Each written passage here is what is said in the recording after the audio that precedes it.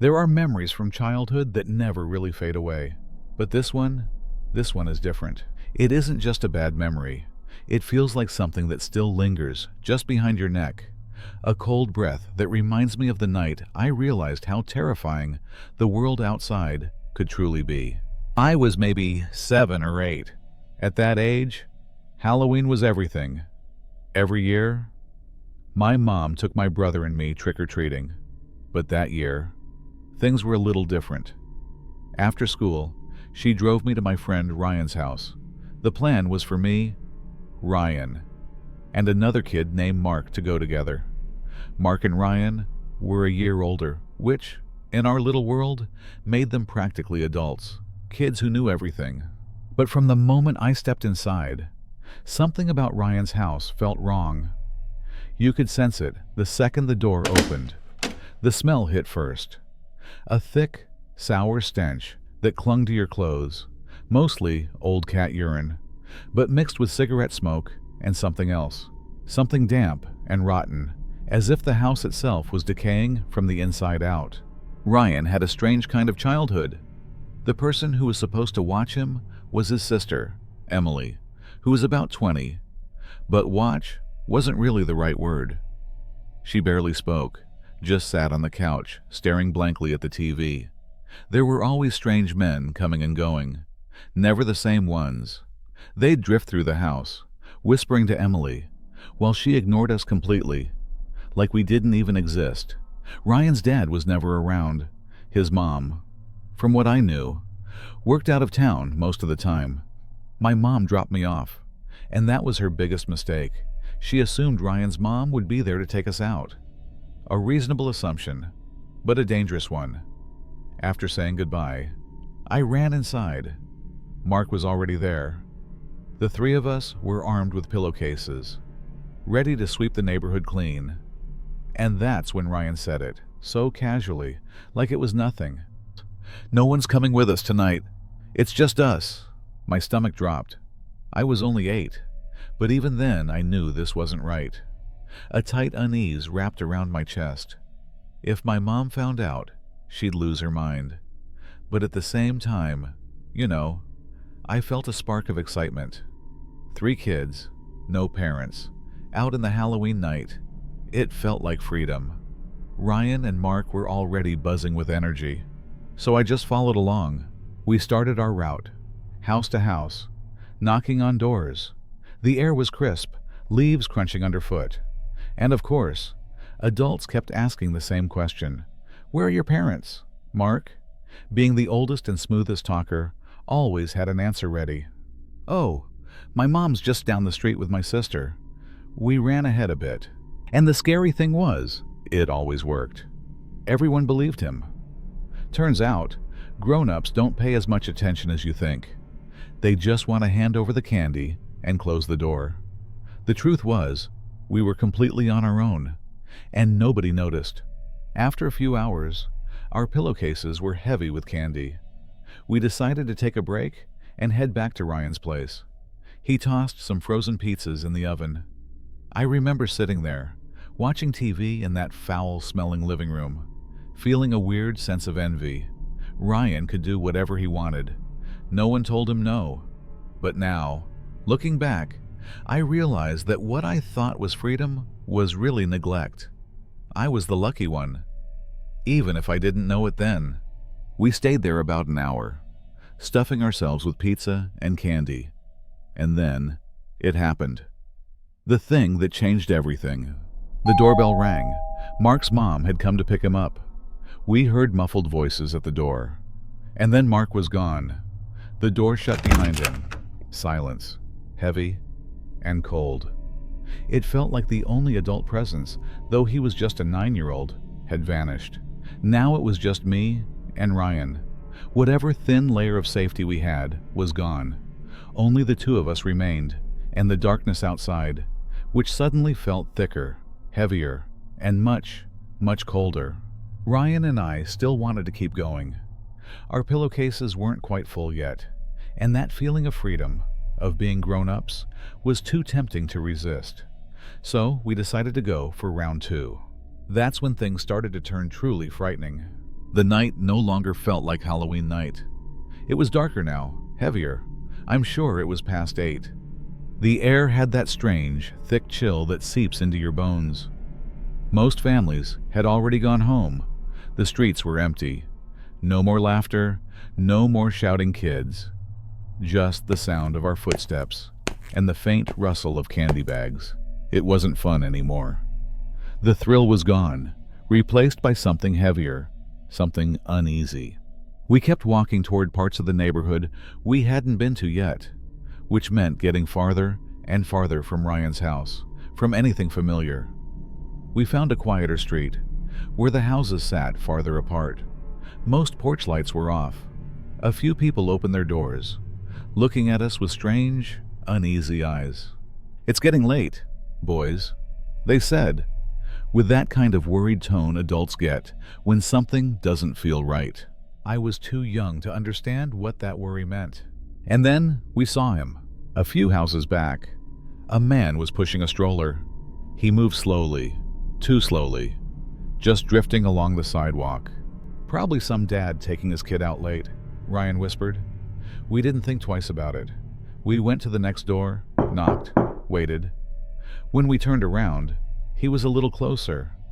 Another house, another knock, and closer still. We could hear the soft squeak of stroller wheels on the pavement. Then, as we stepped off a porch, we heard it. Shh, shh. The man was humming, a strange, off-key tune that didn't sound right at all. It made the hairs on my neck stand up. He caught up to us under a weak yellow streetlight.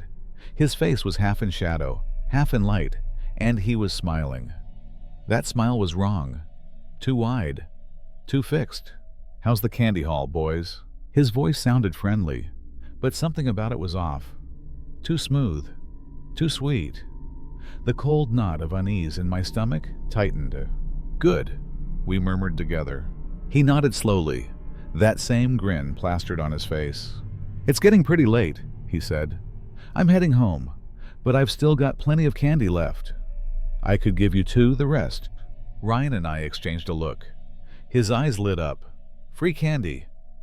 The excitement of a kid's brain drowned out every warning sign. "What kind of candy?" Ryan asked. "Oh, all sorts," the man said, patting a large bag hanging off the side of the stroller.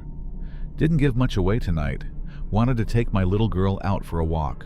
We looked at the stroller. The canopy was pulled down tight, hiding everything inside. "She's sleeping," he whispered. "Don't want to wake her. My house is just up ahead." He pointed down a darker side street, and like 2 stupid kids chasing a promise of candy, we followed. This time he walked faster. The street he led us to was nearly deserted. The houses here were unlit, quiet, dead. He kept talking, asking what school we went to, what street we lived on. Simple questions. I let Ryan answer. I just gripped my pillowcase tighter, the cold weight in my stomach growing heavier with every step. Every now and then, he bent toward the stroller and cooed in a sing-song voice. "Almost home, sweetheart." Then he'd glance back at us and smile. Finally, we reached his house. It sat far back from the street, half hidden behind overgrown bushes, and it was completely dark. Not a single Halloween light. Nothing. He led us up the walkway, one hand fumbling with a set of keys. The sound of metal scraping echoed sharply in the still night. He unlocked the door. It creaked open onto a pitch-black hallway. He pushed the stroller inside first, then turned and held the door open. "Come on in, boysie." "No lie. Sean boys and—" Ryan stepped inside eagerly, still thinking about candy. But I froze in the doorway. Something inside me screamed not to go. Can we keep the door open?" I whispered. The man stopped. The smile vanished. For just a second, his whole face changed, hard, cold, annoyed. I saw it. But then, as quick as it disappeared, the smile came back. "Of course," he said softly. "No problem." I stepped in, hesitantly. The air was cold and stale, thick with the smell of mold and something chemical. He told us to wait a moment while he went to get the candy. He rolled the stroller deeper into the living room, farther from the door, into the dimness. I nudged Ryan. I didn't like this. "Why'd he leave the candy so far away?" I whispered. But Ryan didn't answer. He was staring at the stroller, curiosity taking over. He started walking toward it. I stood frozen by the door as he reached out, and before I could stop him, he lifted the edge of the canopy. He froze. I couldn't see his face in the dark, but I saw him stumble back. One step, then another. Like someone had punched the air out of him. He spun toward me, eyes wide, filled with terror. He didn't speak. He just hissed, voice trembling and sharp. "Run!" Ryan bolted out the door, and I followed without thinking. I didn't know what we were running from. I just knew that whatever Ryan saw in that stroller had terrified him enough to run like his life depended on it. Our shoes pounded against the pavement, the candy in our pillowcases rattling and bouncing wildly. The heavy bags we'd been so proud of minutes ago now felt like anchors, slowing us down. I didn't dare look back. Some part of me knew that if I turned around, I might see that man chasing us, or worse, standing in the doorway, smiling. We ran and ran, not knowing where we were going, only that we had to get away from that house. And then we heard a woman's voice, sharp and urgent, cutting through the panic. Hey! Hey! You boys, stop! We skidded to a halt, gasping for breath, spinning in confusion. A woman was standing in a yard a few houses down. She rushed toward us, her face pale with alarm.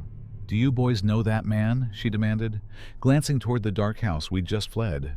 Ryan's face was ghost white, his voice breaking as he stammered. "No. He said he was going to give us candy." He choked on the words, shaking. But in the stroller, it wasn't a baby. It was a doll. I froze. A doll. The shushing, the whispering. The canopy pulled tight. It was all fake. The woman nodded quickly, her expression hardening with fury. "I knew it," she said. "That man doesn't have a kid. I saw you two walking with him. He's not right." She didn't hesitate for a second. "Get in the car. Now, I'm taking you home." Looking back, it's almost funny. We'd just escaped one stranger, only to climb into another stranger's car. But at that moment, her car felt like the safest place in the world. She drove me all the way home and walked me to the door. She rang the bell and waited to speak with my mom. I'll never forget the look on my mother's face. When I told her what happened, the walk, the man, the doll, her expression shifted from worry to pure horror. She nearly shouted, ordering me straight to my room. Of course, I didn't go.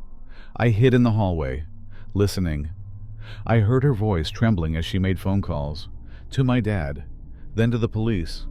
I caught fragments of words, trap, doll, tried to lure them.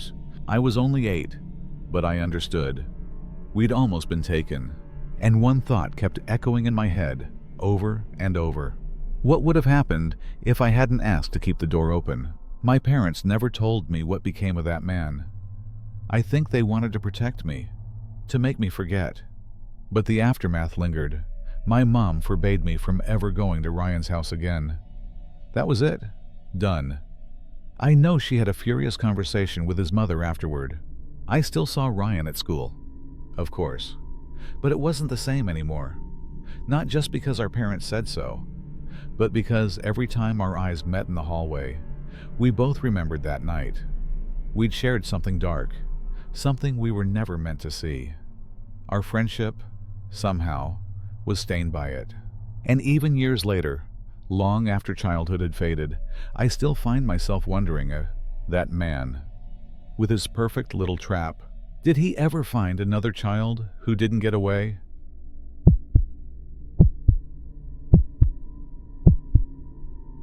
That night was Halloween of 2018, and honestly, it started in the most boring way possible. My parents had given me one job: stay home and hand out candy. My mom, true to her tradition, had bought an absurd amount of it. I knew most of it would be left over for weeks, and I'd end up eating it myself, regretting every bite while trying to stay on a diet. I always complained that she bought too much. Our house sat at the very end of a cul-de-sac, quiet already by definition, but our street was even quieter, almost isolated. It wasn't the kind of place kids flocked to for trick-or-treating, just a few familiar faces from the neighborhood, the ones who knew our house was always generous with candy. That year, Halloween fell on a Monday. I was in college, and thankfully, I didn't have class that day. The first half of the day was utterly normal. I hit the gym, came home, and buried myself in homework. Around 4 p.m. I started hearing the distant chatter of kids outside. Showtime. Everything went exactly as expected. Handing out candy, smiling at cute costumes, pretending not to notice Max, my dog, losing his mind every time the doorbell rang. I handed out chocolate, exchanged a few polite words, and closed the door again. Since it was a Monday night, the rush ended quickly, from 4 to maybe 8 p.m. I think I only saw about 15 kids total. After 8, the cul-de-sac went silent again. I cleaned up the candy wrappers, finished the stew my mom had left, and headed up to my room. Closed the door, turned on Game of Thrones. I switched off the lights, letting the flicker of the TV fill the room. The sounds of dragons and battle scenes wrapped around me, cocooning me in that comfortable kind of isolation you get when you know the world outside is dark and cold, but you're warm and safe inside. 2 episodes in, completely absorbed. The doorbell rang. The sound cut through everything.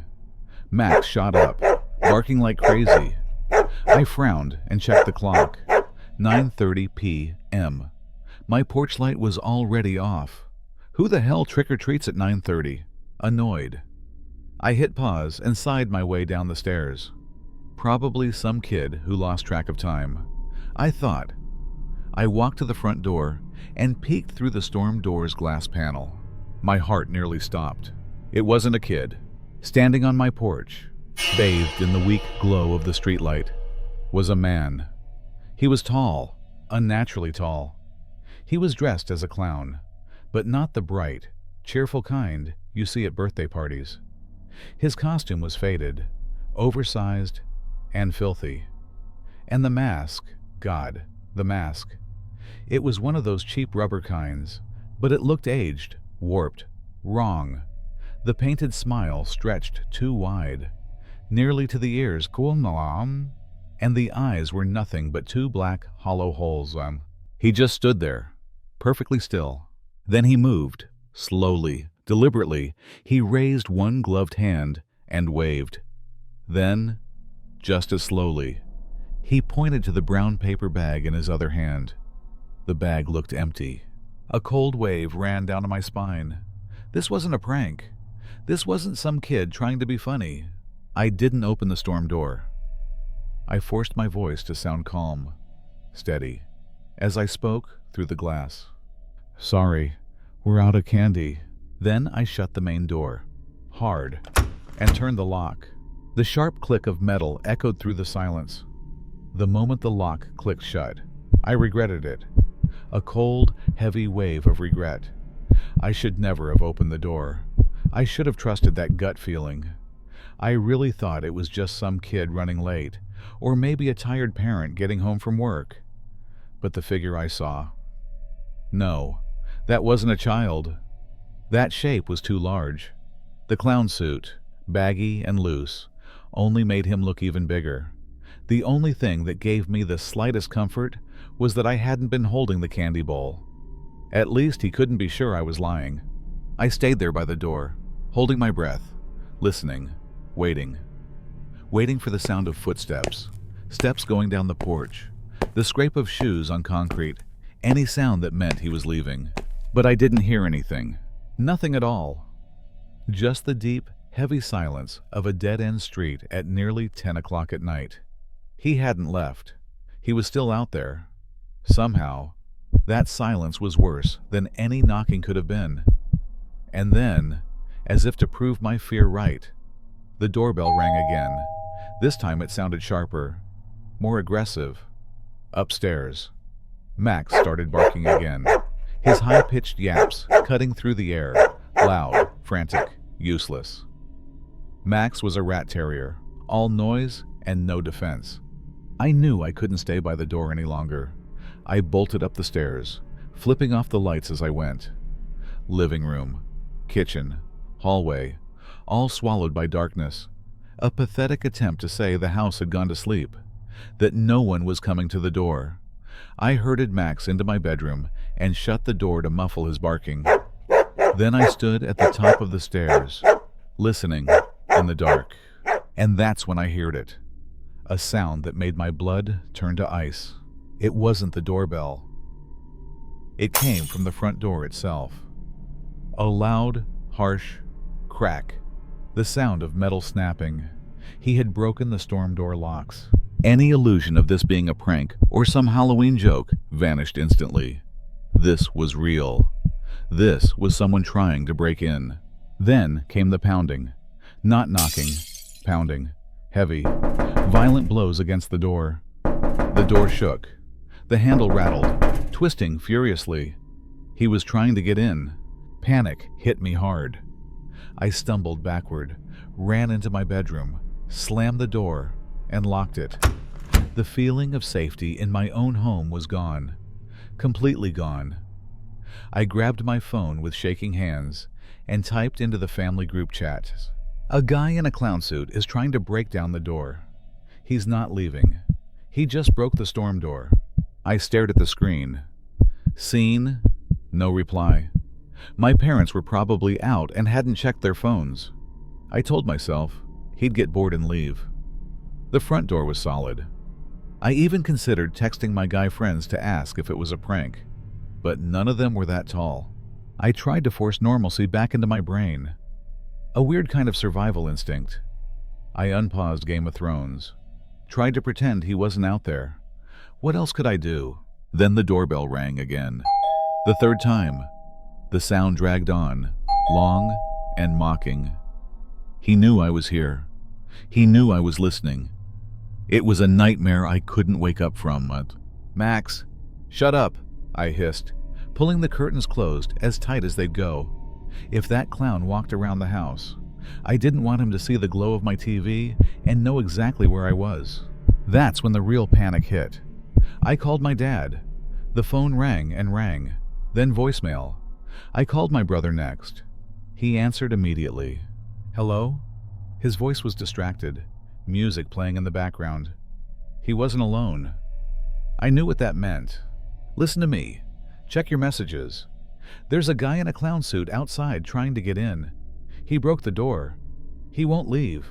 There was a pause, then a sigh, irritated. Calm down, he said. It's Halloween. It's probably just some prank. Lock the doors and ignore it. He sounded impatient, like he wanted to hang up. I gotta go, he added, and the line went dead before I could say another word. I wanted to believe him. I really did. It was the only explanation I could cling to, that it was all some stupid joke gone too far. I sat on the edge of my bed, every minute dragging by like an hour, and then silence. The doorbell stopped. The banging stopped. The silence lasted. He was gone. He'd gotten bored. Finally. I let myself exhale. The adrenaline drained out, leaving me shaky and exhausted.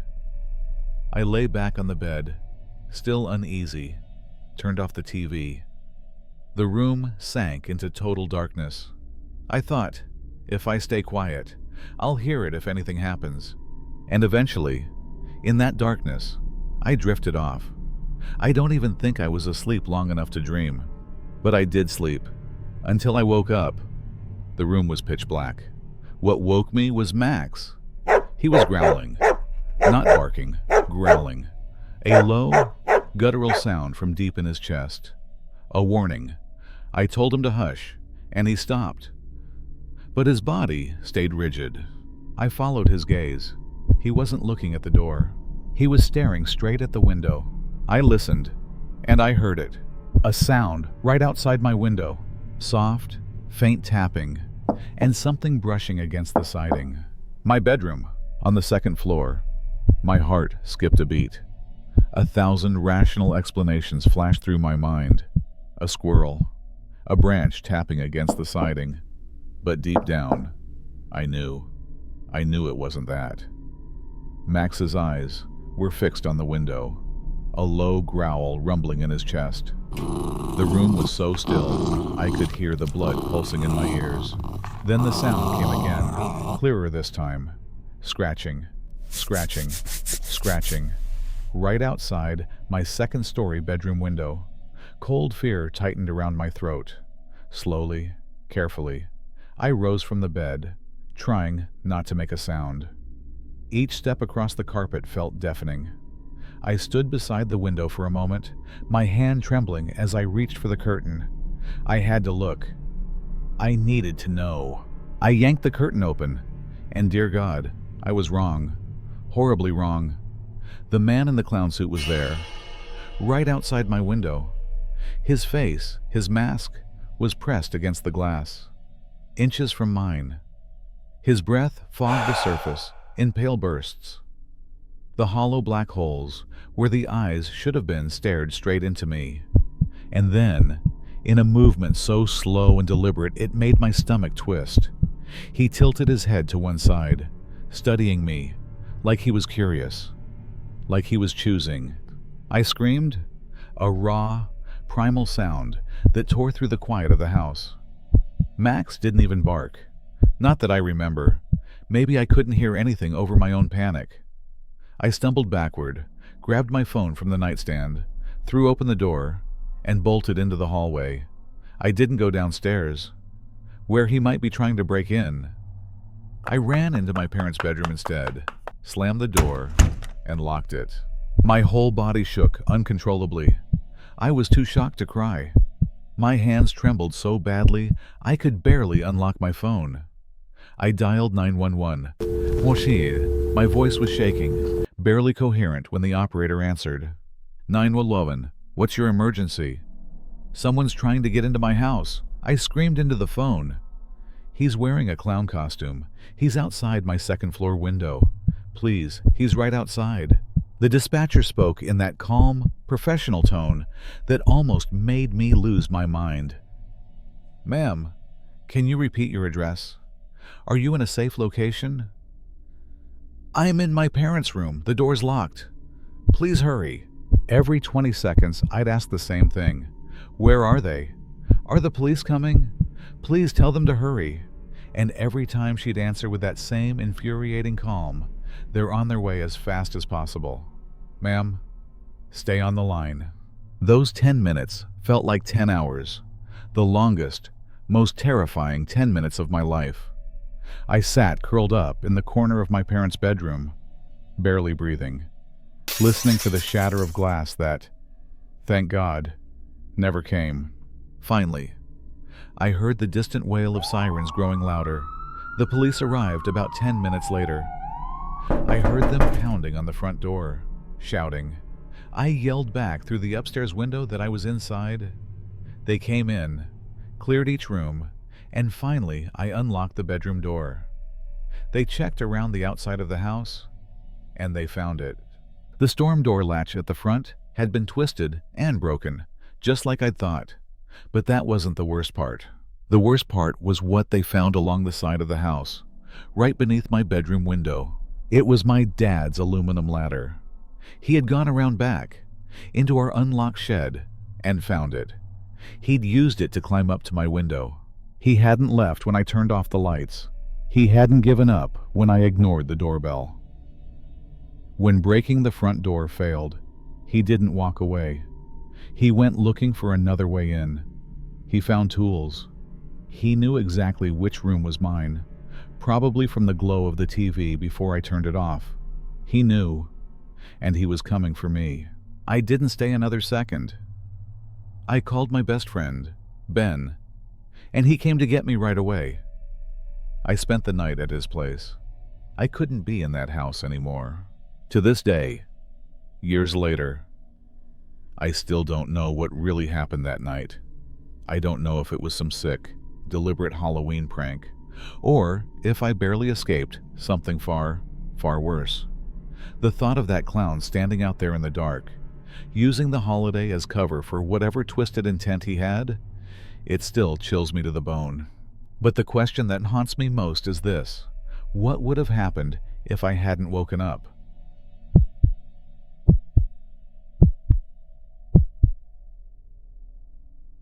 You know that late October air, the kind of chill that creeps in slowly, when everything around you turns shades of orange and black. It was the weekend right before Halloween. I remember that year it fell on a Tuesday, which meant Saturday night was the only real night to go big. And my group, 4 girls, was burning with plans. That gnawing fear of missing out hit us hard. Every ticketed party, every bar event was sold out. All we wanted was a proper house party. We'd spent a stupid amount of money on these ridiculous Halloween costumes, and we were determined to show them off. So Chloe, the bold one in the group, did something I never could. She posted straight to Instagram and Snapchat stories. "Anyone throwing a party tonight? Let us join." Honestly, I thought it was embarrassing, but deep down, I was relieved she did it. And surprisingly, just a few minutes later, her phone buzzed. Someone replied. Chloe took a screenshot and sent it to the group chat. An address in the next town over. Not far at all. Start time? Around 9. A few simple rules. Party stays inside, no one goes into the backyard, and bring your own drinks. Everything sounded pretty normal, until the last line. I had to read it twice. Must bring at least 1 girl per guy. The group chat went dead silent for a few seconds. You know that's a massive red flag. It was weird. Too weird. But the guy who messaged Chloe was someone we knew, around our age, kind of popular. He reassured her that some mutual friends of ours would be there too. That promise, plus our desperation to find somewhere, anywhere, to go, made us shrug it off. They probably just want to keep the ratio even, Dana said, trying to make sense of it. And we chose to believe that. That was our first mistake. So the plan was set. The 4 of us met at Dana's place to pregame. We blasted music, did our makeup, took 1,000 selfies in our costumes. The excitement drowned out that little voice in the back of my head. We waited until the guys texted we're on the way before finally calling an Uber. The car pulled up. 4 loud girls crammed into the back seat, clutching everything from Four Loko to White Claw to vodka shooters. I swear the driver sighed with relief when he dropped us off. He left us at the end of a dark street. The first thing I noticed, cars, parked everywhere, spilling up onto the grass. The house was big, typical suburban style, but the front yard was oddly wide and completely dark. Still, we were 4 girls walking up to the door. With that strange little rule, we knew we'd be welcomed. The moment we got close to the door, I knew something was off. The music didn't sound like a normal party. It wasn't dance music. It was this low, droning rumble, with bass so deep I could feel it thudding inside my chest. The front door wasn't locked. I pushed it open, and the air inside hit me hard. The whole house was dimly lit, not in a cozy way, but in this weird, sickly orange glow that made everything look wrong. Like wearing tinted sunglasses at night. The smell was thick, cheap beer, sweat, and something sweet that made my stomach twist. The place was packed, bodies pressed together, but as I looked around, my gut dropped. I didn't recognize a single face, not one. Chloe, still acting calm, pulled out her phone to text the guys, "Where are you?" While we stood there awkwardly near the entrance, a man broke away from the crowd and walked straight toward us. He smiled wide. "Welcome, Métis girls." His voice was loud, almost theatrical. He asked for our names, and like a bunch of nervous deer, we each introduced ourselves. He said his name was Paul, the father of Nick, The one throwing the party. I tried to make the connection. Oh, Nick? Do we know a Nick? What school does he go to? Paul chuckled and waved a hand dismissively. Ah, he's around somewhere. Just have fun. You'll meet him later. The way he said it told me that topic was over. His eyes drifted over us one by one, lingering a little too long on each face. Then he asked if we wanted to put our drinks on ice. He led us into the kitchen. 3 massive coolers sat lined up, already full of cans and bottles. We awkwardly dropped our White Claws in. He just stood there, watching. Paul looked about 50. Sure, it made sense if his son was our age, but the way he acted didn't fit. He wasn't supervising the party. He was hosting it.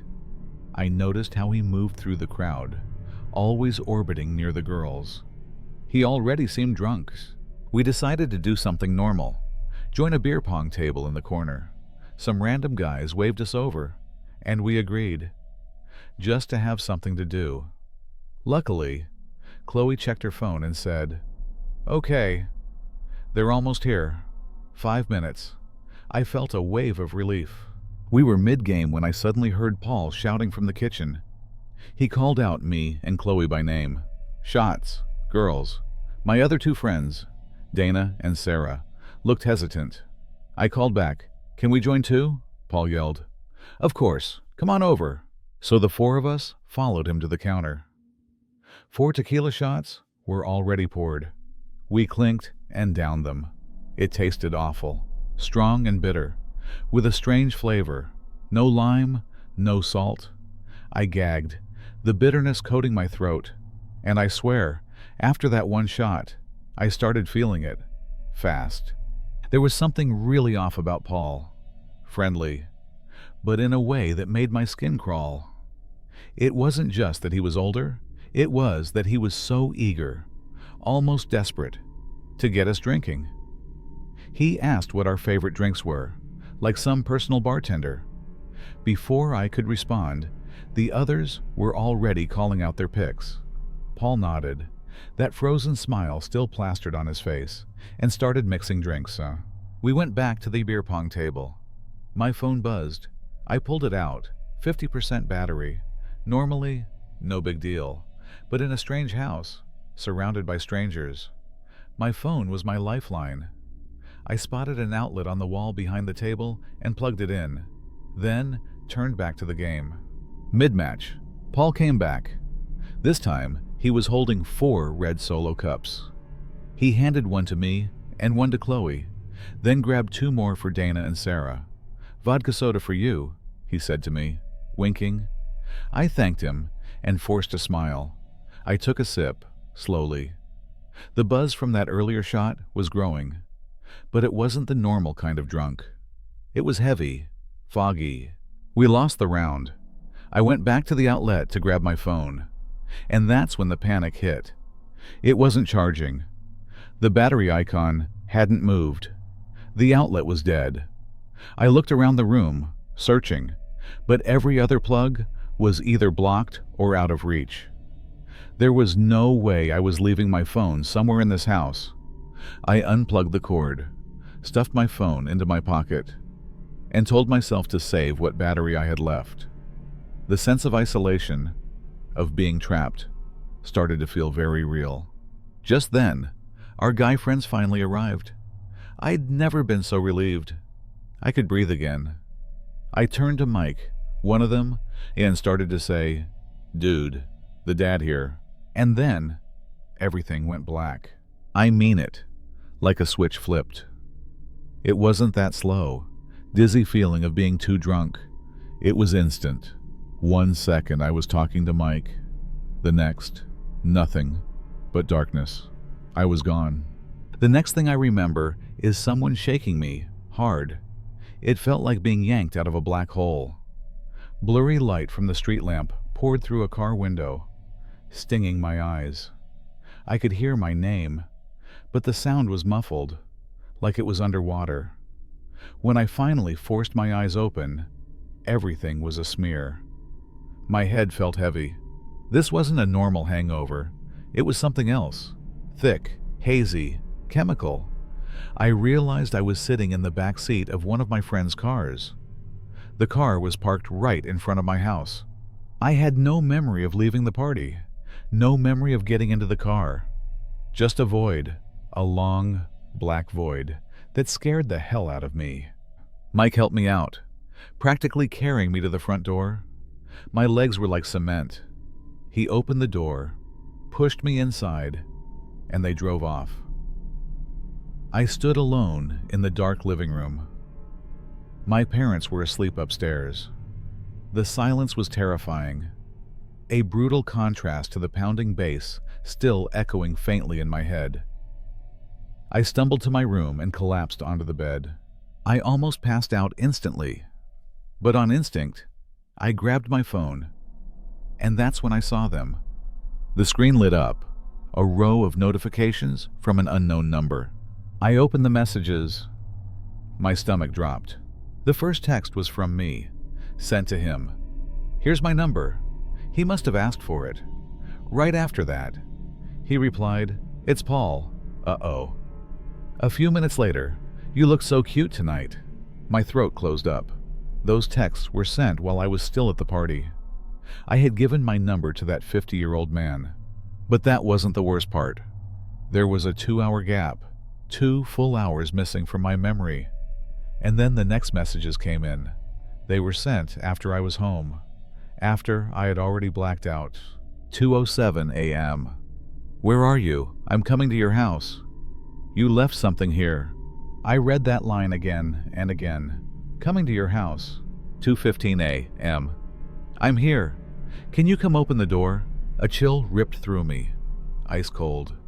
He'd been here, right outside my house, while I was unconscious. 2:20 a.m. "Hey, you awake?" Then I checked my call log. 3 missed calls, all from Paul, all around 2 a.m. I lay frozen in bed, barely breathing. The safety of my own home had evaporated. The next morning, I woke with the worst feeling in my life. My head pounded, but the fear was worse.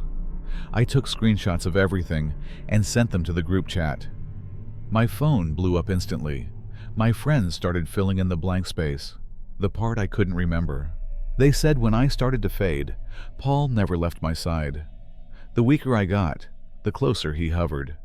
He kept putting his arm around me, leaning in to whisper things. They said I looked like a zombie, eyes glassy, face blank. That's when the guys showed up. They saw what was happening and stepped in. They said they practically had to carry me out while Paul followed, mumbling behind them. And right as they got me to the car, 2 police cruisers pulled up, sirens wailing, lights flashing. Someone had apparently called about the noise. But this is the part that still makes my blood run cold. When they backed the car up, the police headlights swept across the house. That's when Dana noticed it. There wasn't a single piece of furniture inside. No couch, no TV, no chairs, no family photos, nothing. Just an empty shell of a house filled with strangers, orange lights, and beer pong tables. It was a setup. Mike later looked up Paul's number. He said it was a VoIP line, a fake internet number, nearly impossible to trace. Then he said something that made my stomach turn. "With your phone number, anyone can find your home address in 5 minutes." I asked, Did anyone ever see that Nick guy? Everyone said no. Not one person. Nick didn't exist. And when Dana said, "I bet he slipped something in your drink," everything clicked. The heavy fog, the sudden blackout, that wasn't alcohol. We decided to go to the police. Immediately, 4 girls walked into the nearest station, still a mess, and started explaining everything, showing them the messages. The officer behind the desk looked tired. He listened, then asked, "Wait, is this about the party at the abandoned house in the next town last night?" We froze. The abandoned house? He explained that neighbors had called about noise coming from a foreclosed property, empty for over a year. When the police arrived, everyone scattered. All that was left was trash and red Solo cups. We stared at each other in silence. They took us into a back room to speak with a detective. We told him everything. He took the fake number, the screenshots, the address, but warned us that tracking a VoIP number was almost impossible. We left the station, and the first thing I did was block Paul's number. To be honest, I felt sick for weeks. The first few nights, I was sure he'd come back. But nothing happened. The police never called. No arrests, no updates. Looking back, his plan was terrifyingly calculated. Lure young women to an empty house, far from neighbors. No connections, no witnesses. Pretend to have a son. Drug them. Get their numbers, their addresses. And the worst part? He actually came to my house at 2 in the morning. He was a predator, a dangerous one. And this all happened just a month ago. I still can't stop thinking that he's out there somewhere, maybe planning another party.